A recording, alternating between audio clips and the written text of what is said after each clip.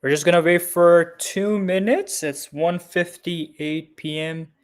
Eastern.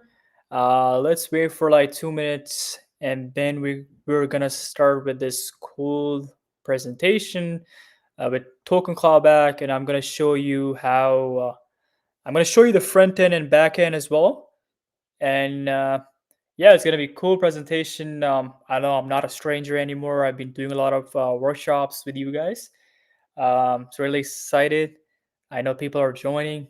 So let's just wait for 1 more minute and then I will start with the presentation. Yes, sir. Let's go. Thanks for joining, man. All right, cool. I see people are joining.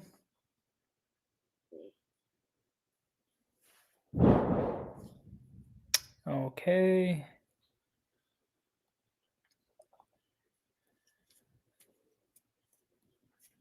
Yeah, see people joining. Let's wait for a minute and then I'm gonna share my screen, guy. I mean, I'm already sharing my screen, so okay. The super ledger, indeed. Okay. All right, let's start, guys. Let's start with this presentation.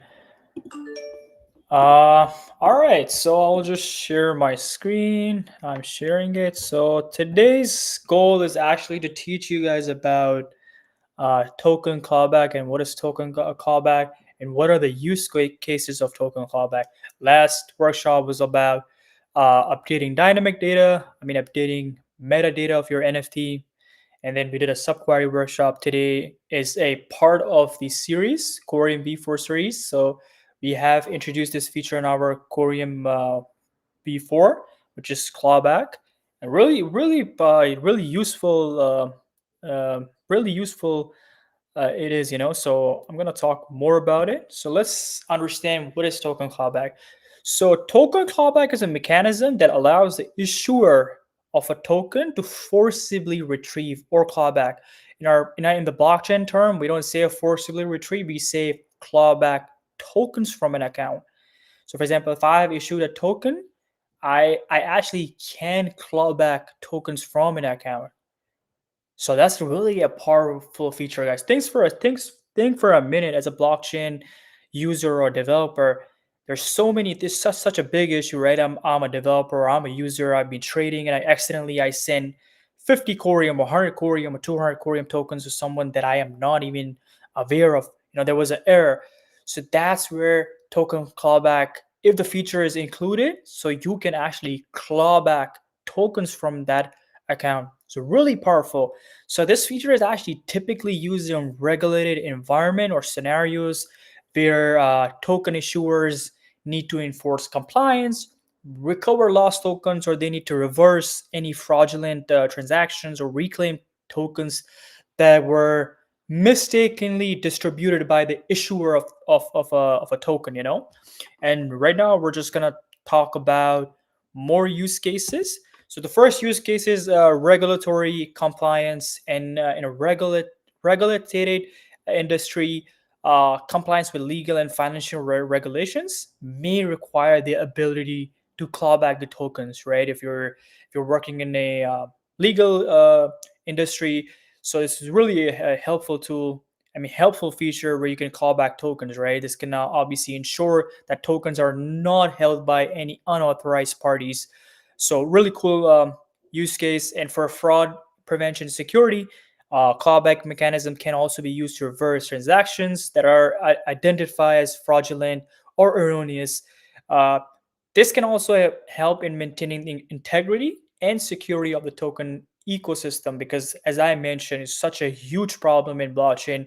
And I know there are a lot of people who send tokens by mistakenly, but they never get their coins back or they never get their crypto coins back. So that's where token callback comes in. And third use case could be your error connection. So you can think of as if tokens are, as I mentioned already, that if tokens are mistakenly sent to the wrong address, the issuer, for example, if I'm the issuer, right, I can actually claw back the token and correct the error. And that obviously is going to prevent from losing my asset. It's really cool. And similarly fourth use case, it could be a lost token recovery, in cases where users lose access to their wallets or losing their private keys.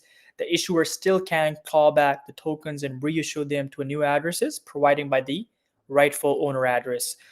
uh, and the fifth one is token management, where issuers can manage the supply of tokens more effectively by reclaiming and redistributing them as obviously needed. And this can be useful in scenarios like token swaps or upgrades and migrations. So yeah, I mean, this is all about token callback. I don't think it's a really complicated feature. Um, but as I mentioned, really cool, really helpful feature that's actually we actually introduced in our Corium V4. Right now, I'm just gonna go ahead and teach you about the backend and how you can interact with the front end, obviously, and then later on, I'm gonna show you how you can also use this feature and build applications, stuff like that. All right, let me see if I have any questions. Would love to know where I can find the slides from these workshops. Sure. I will share. I'll share with you guys later on. All right. Good day. Brilliant. Yes, sir. It is brilliant. Thank you. I don't know if you guys have any questions for token callback. If not, then I will just start with the application. Let's wait if I don't see any questions. Okay, no questions from you guys. If any questions, please ping me. Then if not, I will just start the application, explain you how it works, how this feature works. Okay, no questions. That's cool. No worries, guys. No worries. All right. So let's start with the create. So I have a full, obviously, this is the application structure. As you guys can see, I have a backend here. I have also built this application on React. And here I'm going to show how the Go backend works. I've already done it. I think I've shown you guys last week how it actually works. Remember about how to use dynamic data and how to build HTTP servers, how to create APIs, and obviously using a method of post. So I think we talked about this last week. Hopefully there's no issues or no questions regarding that. If still you guys have any questions, obviously we can still go over again, no worries on that. All right, cool. So there here I am actually giving a package of main, obviously, and here you can see the imported libraries, same libraries as before. I'm actually using HTTP. That will be used for post, or if I have any methods that I need to use. That's the library we use in Golang. We have FMT. We have log to log the errors or any or if you want to print something. This is for JSON, and here we're just um, importing our necessary modules or importing necessary things. We have Cosmos clients, keyring types module, auth, bank types. This bank types is also a really cool, which is basically a type which generally translates your gRPC into RESTful JSON APIs. Later, I'm going to show how it works. You can send, you can do a lot of stuff with bank types. And then we have SDK. I've also shown this is like a type. Also, we're going to talk about SDK. Later on, I'm going to show you how it works. And then we have this SZFT types, and there's this called Corium configuration that I will be using for the Corium config, obviously, because we have to configure first, and then later on we can use that configuration to um, to actually put it in our blockage transaction, or just specifying somewhere that Corium configuration that's needed. And here we have asset FT types. This is the actually really cool because that's where we're gonna be interacting a lot. We're gonna be doing asset FT types issue token, asset types send token, asset FT types dot uh, callback the token. So yeah, I mean that's what it is. And here I'm obviously using GitHub .com/ls.course, slash course, and that's usually used for middleware. Here I'm just putting the details that are required. My mnemonic. This is actually a dummy. It's not a dummy mnemonic, but it's like an address.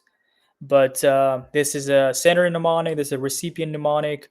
Um, so this is chain ID, address prefix, node address. Obviously, you guys wondering why I'm showing you this. This is mnemonic and recipient. This is actually dummy. It's like you guys can do whatever you guys want to, but yeah, this to show how it works. You have to put your mnemonic and recipient mnemonic, and then here is our main stuff. Here is type response struct, issue token, send token, and callback request. So this is the response where we are actually specifying message and transaction ID. This could be a string, and it's also we're specifying this as to JSON message, because this is gonna be the struct is gonna be serialized to JSON, or is gonna be deserialized for JSON. When we're actually interacting with the APIs, we need to specify this, because as you guys understand, JSON APIs comes in a JSON format, and it's gonna be really easier for us to be interacting with any front end or the back end stuff. But here, obviously, we're building front end, back end.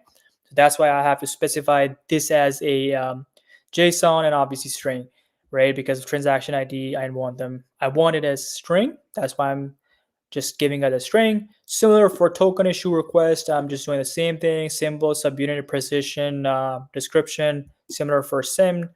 We're doing the same thing for send token request. This is a struct, obviously.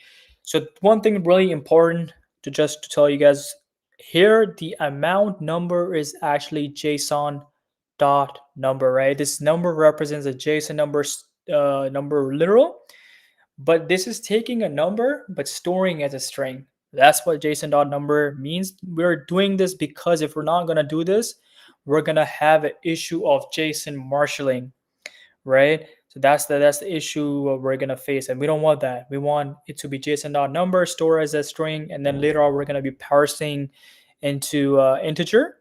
So because obviously it's amount, right? We're gonna parse it, and then here I'm just specifying type callback request, same as types. We have to specify obviously, right? And then guys, I'm here just creating a main. This is my main function. Within my main function, I think you guys should be already aware of this now. We have to config.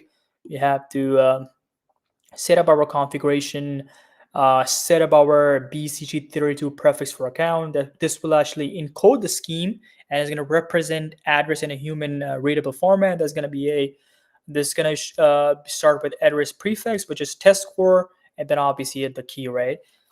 And then we are setting up a coin type. The coin type is basic. We're gonna say constant.coin type, and here we're gonna be sealing the configuration. Sealing means we're gonna be sealing the whole configuration, and this state could not be modified further. Once we have configured everything, you cannot modify anything, because we're using a seal option or seal function just to seal the whole thing, right? And here I'm just using a mux library. Within this mux, I showed you on top. This is a mux right here, and this is a cool where you can actually create a new router. And within this new router, we're creating APIs, right? API issue token, send token, callback, balance, and to show how. And here within this handle functionalities, guys, we're using callback functions. That will be callback later when we're going to be triggering these functions. And obviously this method has to be post, because we're giving the information, right? We're updating it. So because obviously when we're updating it, we have to use post. And if you have to get something from that URL, so we have to get that particular method. And here, guys, we're using a middleware method, which is called course. That's how we do it on Golang. And we're just providing a router. We're providing a default settings within the course. So let me show you what that means. This basically, if you see the definition here, if I just click it, it's just say default creates a new course handler with default options, right? And here we're just giving another option called handler, where we're just specifying the arm. So pretty easy, right? And in here, just printing in, and also just logging to show which server I'm using. I'm using 8080, and yeah, that's what that particular that's what it basically means. Okay, So yeah, so this is I think the function for issue token. So this is gonna be a function for issuing a token. I think if you guys remember last week, we did go through this, right? But I'm gonna still show you. I'm gonna still explain to you guys how it works. So this is basically a issue token function. Here I'm specifying W, which is a response writer, right? So this is basically um, comes up with headers. Headers is basically nothing but your key value pairs. Within this, if you just click this, you're gonna see a lot of different information. You're gonna see header, or right header, and this basically response writer interface is actually used by HTTP handler to construct a response or HTTP response. Okay, and then here we have a request, similar thing, right? We have a struct. Within this struct, we have so many different things, and this is basically represents a HTTP request that's gonna be received by a server, or it's going to send to the client, right? Or send by a client, sorry, my bad. And that's why we use this HTTP request, right? For example, if you go to any application, you're going to be requesting for something, and the server will be giving you a response from that server. So this is, you can think of this as a server, right? For example, now if you guys interact with this functionalities or interact with this backend, you guys are going to be requesting from the UI, and here my backend will be actually going to be triggering the functionalities, and you're going to be throwing a response at you guys, a response at UI, and that's where you're going to see a lot of cool things, transaction hash, a lot of different stuff, right? So yeah, that's what we're doing here. And here we're just issuing a token request, which basically we have to do it because we need to access the struct. So with issue request, I just showed you the struct, which is a symbol, subunit, position, and amount and description. And then we are just nothing but uh, just using a condition where we're just decoding our body. Uh, we're just decoding this decoder, which is our request body, and decoding the request. If not, we're just gonna throw an error by saying this is a bad request. Here, we're just giving a context of background. I think it's an empty background, showing you basically returns a null empty context, right? It has no values. Is basically for initialization or test, and yeah, I mean that's what it is used for. And here we're just setting up our client, setup in client context. I have showed you last time as well. This is basically doing configuration. Here we're just giving gRPC to interact with our Corium blockchain. Also, just doing giving more stuff to it. Here we're just using our conditions to give error if there was any error connecting or to dial our to dial actually to the node address. What does it mean is at the moment we're using full node testnet Corium dev 9090, that this is our node address that we're going to be interacting with, right? And that's where I'm explaining you that, okay, if it doesn't work out, if it's failed to dial to this address, or it wasn't supposed to do what it should be doing, then obviously we're going to have a gRPC server error. Okay, and here we're just doing all the basic information, right? You have to set up your client, transaction factory, where it's going to create a transaction factory for you. Then obviously you need a sender information, sender address. That's what we're doing with this setup client context. Okay, let's go here. And yeah, that's what we're doing with this within this function with the issue token handler. Here we're just parsing the integer and putting the information. Here we're just okay. One thing really important, guys, when you're issuing a token, obviously you have to specify all that stuff: description, amount, and symbol and issuer. But in features, look at this, guys. We are actually putting a feature of clawback. This is really important if you want to add a feature of clawback.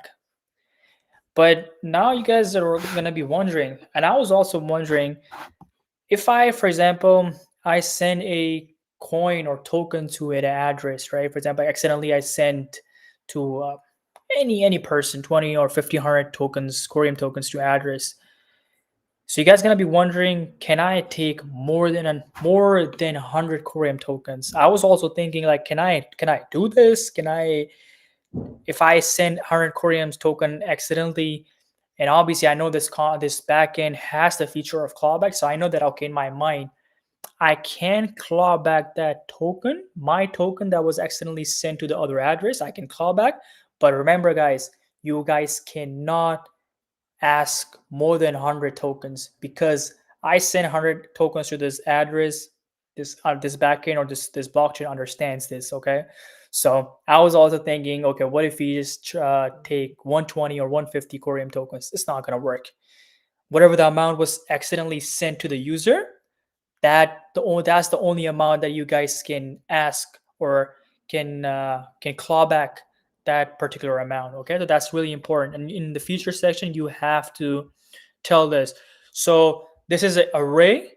We're giving a type, which is an asset type of feature. Within this we have a these features. Okay, so yeah, and then here we're just broadcasting this transaction, and this is used for context, and we're just putting our addresses, and here we're just condition, right? If there's any condition, if there's any error while broadcasting a transaction, it's going to throw an error, and here we're just responding. We're just encoding the response by saying, okay, this issued token, I mean fungible token has been issued, and it's also going to be giving a transaction hash to us. Okay.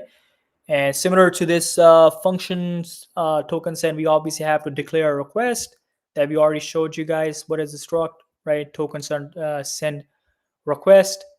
Here we're just specifying it, and here I'm just obviously doing the similar thing which I did up here.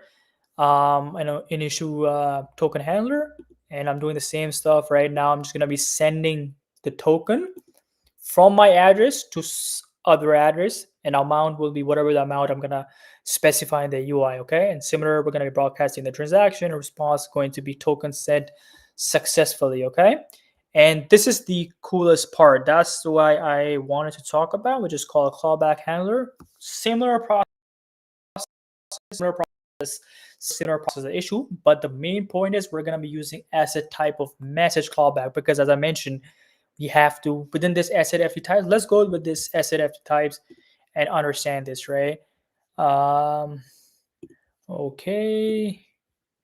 Okay, so within this asset FT types, guys, we have so many stuff. We can just search for clawback. Okay, it's not showing it, but I'm gonna see here clawback. Message clawback. Okay, it's not showing me. No worries. Okay, because I'm actually going to query. My bad. Okay. We're gonna say clawback. Okay, so we have this information. Cool. Now let's try with this functionality, right? Okay, clawback. Okay. All right, so within this SSFT types, guys, we are getting the message callback.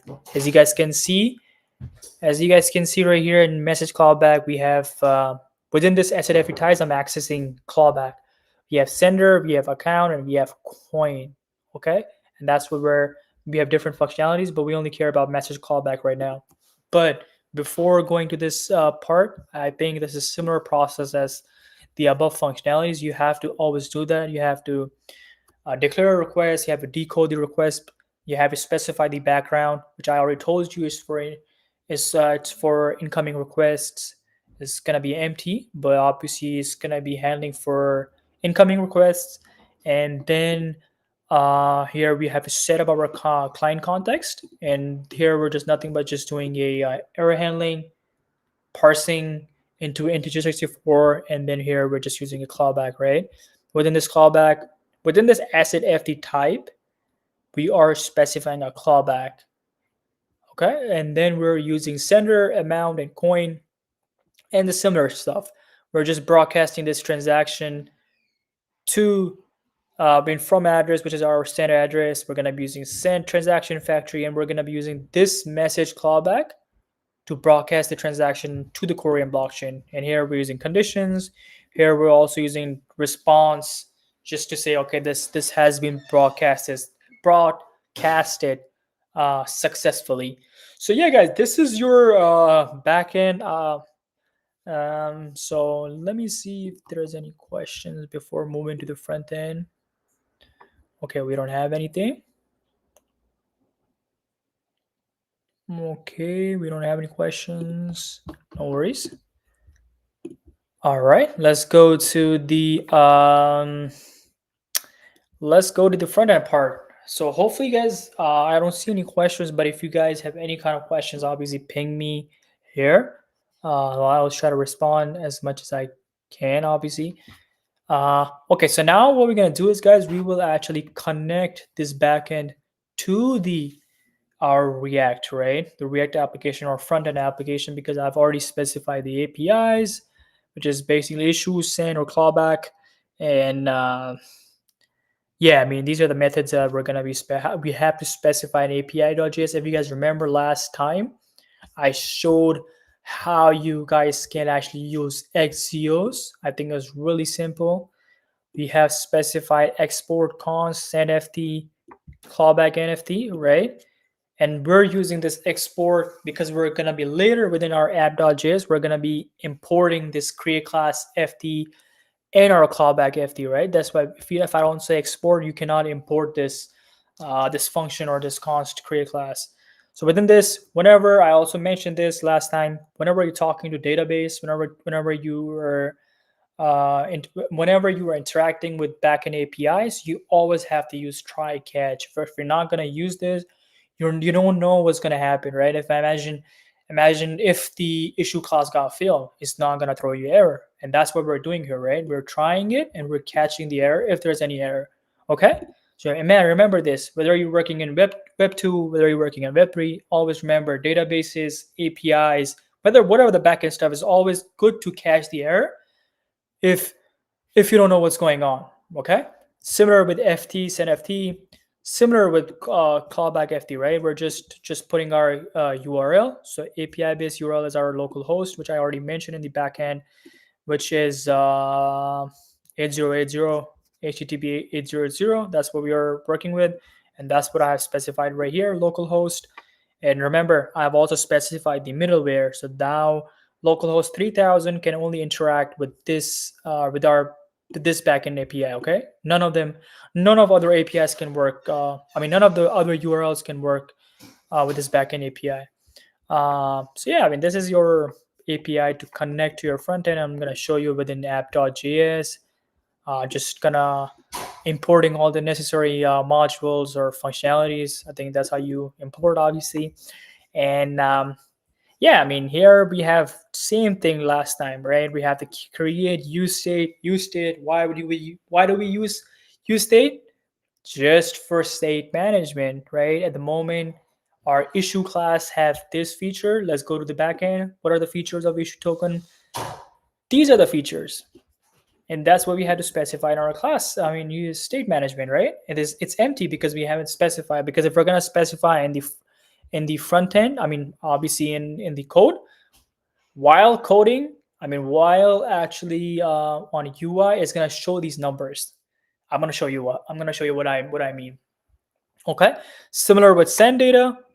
Let's go to the backend, right? Let's go to the backend. Let's verify it. Let's verify what are the features from address, true address, and amount. What are we doing right here? We're doing the same thing: true address, amount, and denom. Similar with send callback data. Let's go to the send callback data. Sender account and coin. What are we doing here? We're doing the same thing, right? Callback and to address, amount, and denom. So okay, one important part. I'm also specifying this update option, which is gonna set and update these states or data that I'm gonna be showing in these functionalities right here. So I'm just nothing but just handling and updating it. You guys can see how I'm just setting the callback data, setting the send data, and I'm just targeting that particular value. That will this is basically a spread, right? The spread option in a JS, which you can basically I want every class data. That's what we're doing. And here within this handle class, SZFT and callback, we want a response because now we have to deal with the response, guys. We have to use option. Obviously, because this create class, I showed you in this create class, SNFD and callback FD. Okay, and that's what we're doing, right? We're just communicating with our APIs now and saying if the create class, if you have created a class, obviously it's gonna send you a response and it's gonna show you a transaction hash. If not, it's gonna show you error, and there's gonna be a pop up on the UI which is gonna say toast.error, which is a container which is gonna pop up on your right screen. That's what we're doing. Similar with send NFT, similar with your hand clawback, which means if not clawback, we're just using a condition right here. If there's no clawback data or clawback amount or denom, just throw an error. It's gonna ask us to fill the fields correctly. Okay, and then we have other options here. We're just nothing but here just specifying the form, right? This is a form, a really basic HTML form, right? We are giving input options for classes, all that stuff, to address, amount for callback, and here we're just giving a CSS styling to show you how it looks. But now let's actually do this. Let me run my backend. Create token.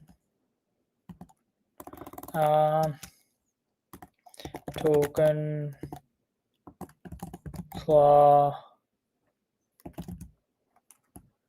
Okay.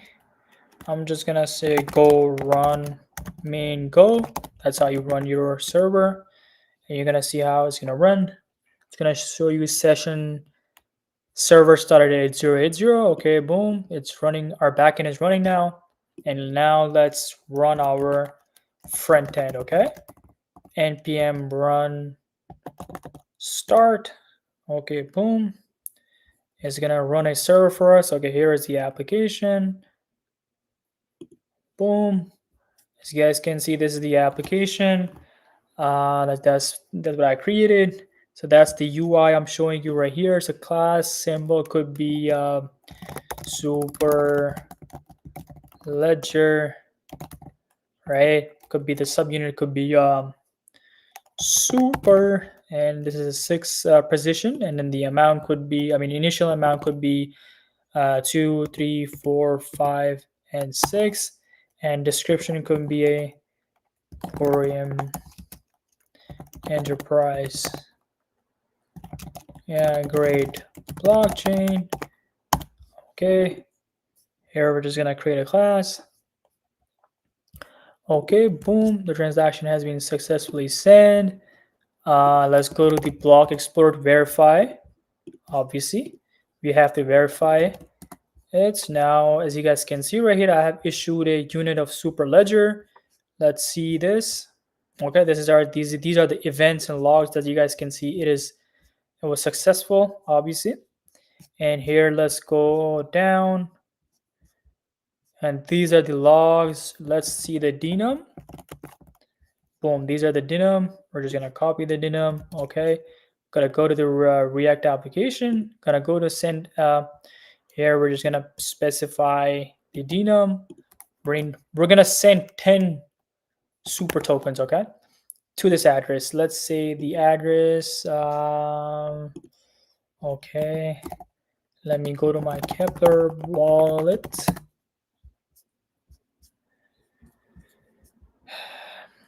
Okay, I'm gonna copy the test score address, gonna paste right here, I'm gonna send the token. Boom, you can see the toast container popped up. And now I'm gonna just enter this transaction hash in the Explorer. And okay. As you guys can see right here, the transaction has been successful indeed, right? Success. This is the test score. I have sent this amount to this address, which obviously this is my address. We can verify it, right? We can verify it. Obviously, test score once UCS. Obviously, when UCS 23 is the address, and here you guys can see the events and logs if you guys want to. But this was the X. I actually accidentally I wanted to send to someone else, but I sent to another address. Just assume right now this is the wrong address I just sent it to. You send the tokens to. I wasn't supposed to do that, but obviously I did it by mistakenly. It was an error that was done by me. But remember this, because now we are specifying in our front end and back end that we're indeed using the clawback feature. So now I can claw back the amount that was mistakenly sent from me to the other address. Okay, so other address obviously is aware, okay, that somebody has sent the tokens. So now let's see this. Okay, let's go to the clawback token. The to address is going to be obviously the address that you send the address. In here, it was our address, right? We're just going to specify, okay, this was the address that the coins were sent, right? And it was by mistakenly. So I'm gonna specify the address. I'm gonna specify I need the Corium tokens back, right? Just gonna say 5. Let's say 5. And just gonna go to the denom.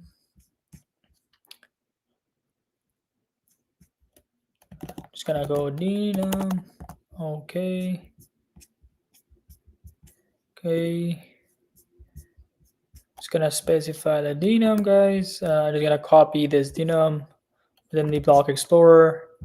I'm gonna go right here, specify the denom, and boom, I'm gonna just enter the callback token, and you guys can see right here the transaction hash, right? Pretty cool. So now I can just copy this to verify whether I have received it or not. I'm just gonna go and search for it. As you guys can see, that it was indeed successful, right? I mean, you guys can see how cool is that. So this super amount of 5 was sent back to me to my address.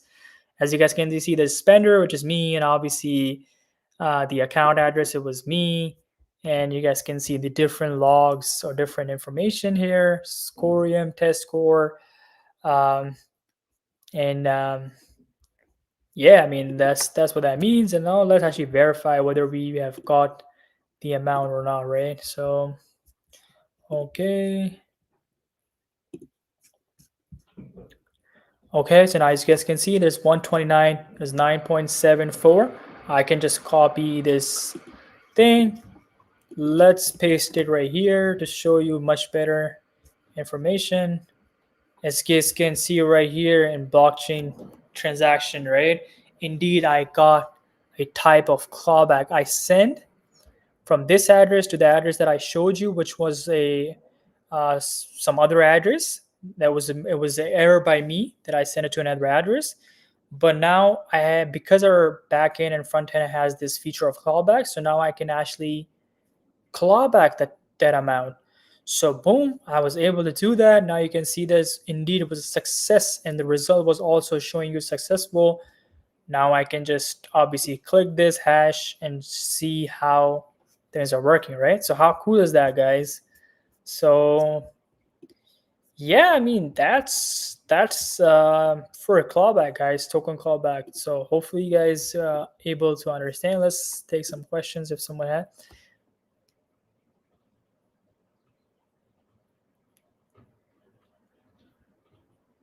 Okay, so I got a good question by Marco. So Marco is saying that if someone's Korean wallet has been compromised, um, can they get their Korean back with the new callback feature? Yeah, if the feature is included in the backend and the front end, yes, you can get that feature back because now we have introduced this feature, so you can indeed can get and you can call back the amount back to your address. So yes, you can. Okay. Do we have any other? Okay, so I think we are pretty much done with this application, guys. Uh, yeah, I don't think we have just pretty much done with this application, showing you how it works. The backend is also pretty much done. So yeah, guys, that was it for the presentation. I'm just gonna wait for. Okay, so awesome. Welcome. Thanks for the question, Marco. I don't know if you have more questions to it. I'm just gonna wait for a minute. If you have any questions, guys, ask me. I'm here. If any questions regarding this function or about this feature, would love to answer you guys.